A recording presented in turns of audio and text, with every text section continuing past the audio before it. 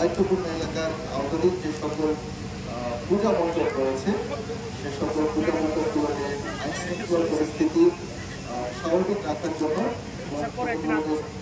ভাইটালিজম যাতে না ঘটে বা কোনো স্বার্থান্বেষী মহল যাতে কোনো ধরনের সমস্যার সৃষ্টি করতে না পারে, পূজা মণ্ডপে যাতে পূজা অর্চনা সুন্দরভাবে এবং সুস্থভাবে পরিচালনা করতে পারে সেই মর্মে আমরা কন্টিনিউয়াস আমাদের পেট্রোলিং কার্যক্রম চলমান রেখেছি।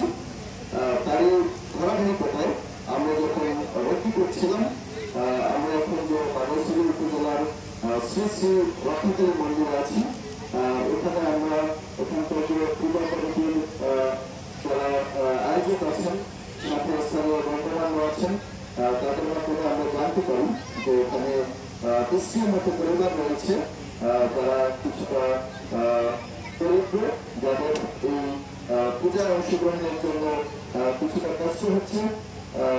সেটা শোনার পরে আমরা চেষ্টা করেছি তো আমাদের মানুষজন 27 বিজেপির পক্ষ থেকে তাদের পাশে দাঁড়ানো।